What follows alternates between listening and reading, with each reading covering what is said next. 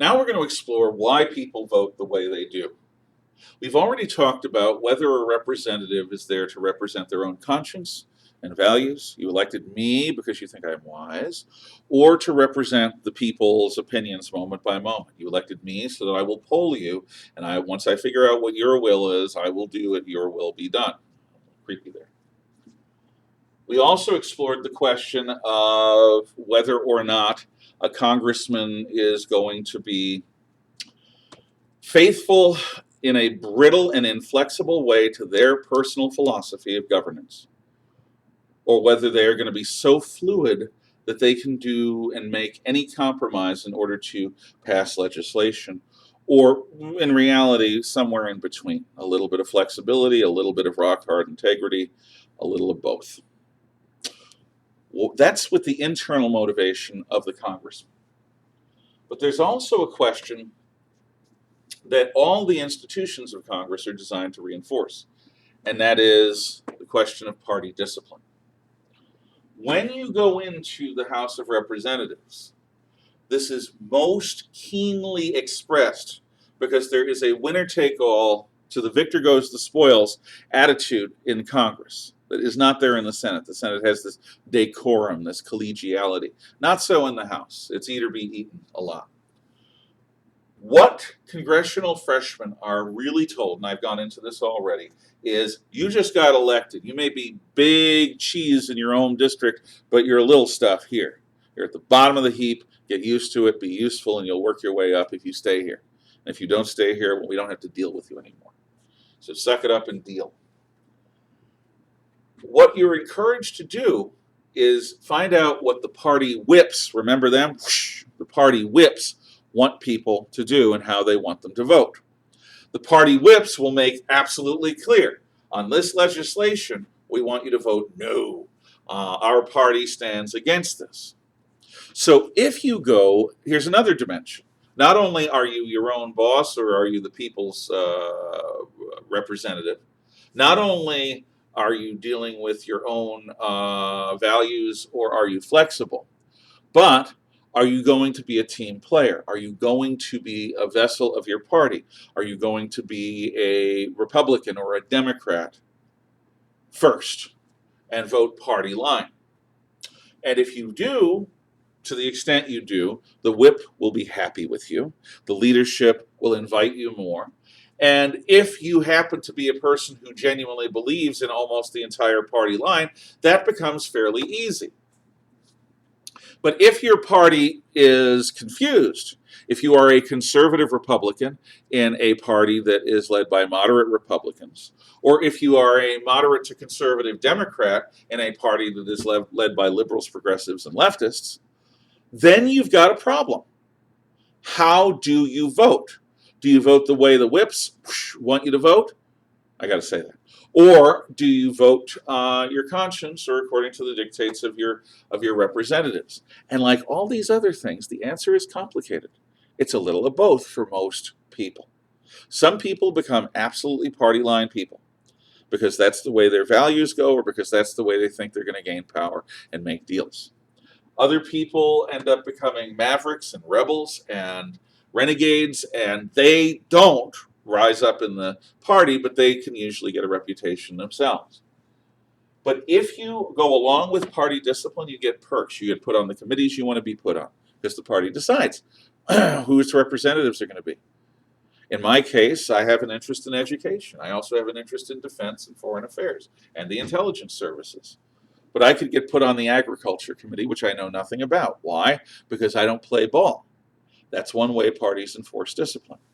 They put you on committees that you like, that you're good at, and that have something to do with your area. For example, if I was a representative for downtown Seattle, I wouldn't want to be on the agriculture committee because downtown Seattle has no farms. I want to be in a place that represents my people. I'd like to be on the technology committee if they have one. So, committee assignments. Another thing, and it may not seem like much, but your office. Congressmen, especially junior congressmen, freshman congressmen, are thrown haphazardly into whatever office space is there, and it's usually not sufficient. So you end up in this lousy, scrimey little office with 2 or 3 office mates. You got no privacy, and you've got no sense of status of having arrived. You're being treated like a disposable asset. And the only way you work your way out of that office into maybe your own office with no windows, then your own office with a window on an alley, and then maybe you get an office with a view after 20 or 30 years, is by being a good party member and voting often with the party. But every congressman at one point or another is expected to stand on their own 2 feet so that they can go back to their home districts and say, look, I am not just a member of my party. I stand on principle, and I think independently, and therefore I voted for my party here, here, and here, and against my party here, here, and here, because I thought it was the right thing to do for this district. Everyone understands that, including the leadership. Now, there are votes where the leadership is not going to easily let anyone vote their conscience. And if you vote your conscience against the party line, they will punish you. They will take privileges away, and they will give you punishments. And it's like being back in elementary school again. You are being punished by a power that you can't affect. And that's humiliating. Who likes to be punished? So a lot of people go along to avoid being punished. So the party whips are in charge of all of that, the majority whip and the minority whip. And they work for the congressional leadership. They don't work for the membership, they work for the leadership. So we've explored how and why members vote. Attached to this set of videos, I'm going to put a series of videos that are based in 1970s Schoolhouse Rock episode, How a Bill Becomes a Law. Because they do, I think, a pretty good job of explaining the official process by which people go to Congress and make laws that people then get to have enforced if they succeed at becoming laws. But if the bill fails, it just goes and dies, and nobody cares about it. I'm also going to put below it a series of variants on that video made at different times and different situations. Sometimes as satire, sometimes it's humor, and sometimes as a sort of cynical way of looking at it. But the first one does a pretty good job of showing how things are supposed to work, the structure of it.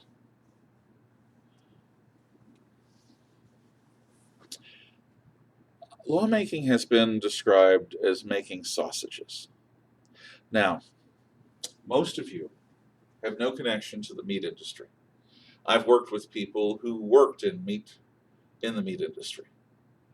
And you don't want to go to a slaughterhouse unless you are well prepared in your stomach to see some pretty disgusting things.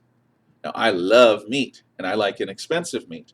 And luckily, our system, knock on what used to be wood, luckily our system provides ample opportunities for there to be, there we go, inexpensive meat.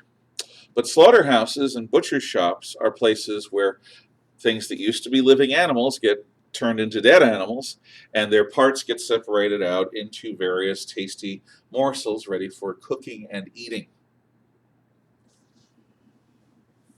Sausages are among the most gruesome. They're tasty, if you like that sort of thing. But what sausages are, in their most natural form, is you take a bunch of second-grade meat and mince it up into little tiny ground-up bits. And then what they used to do in the old days is they would shove it into the cleansed intestines of the slaughtered animals. So what makes the sausage shape is that in its oldest forms, a lot of sausages don't do this anymore, they do it synthetically, but what they'll do is you're filling up intestines with meat, and the intestinal walls are holding the meat in, and you twist the intestines and tie them off and chop them, and that's why you have the individual sausage with the little knots on the end. And what you do when you bite into a sausage is there's that snap, that's the intestinal wall, and then there's the minced up meat inside. That's messy. It's bloody, it's gruesome and gory, It's great green globs of greasy, grimy gopher guts, mangulated monkey meat, petrified porpoise puffs, and me without my spoon is like the old children's rhyme that I used to learn when I was a kid. It's some gross and disgusting stuff, but it is the way the sausages get made. I got to have some sausage tonight. Maybe with some sauerkraut and some Brussels sprouts. Yeah, and some mustard. That would be tasty. Because I'm not there. I'm not seeing all of this. I know what happens in slaughterhouses and butcher shops, but I don't dwell on it. I don't name my food. Oh, that was Ivy. Now it's just lamb chop. No, I like meat, and I am prepared to accept that these things happen in the meat production system.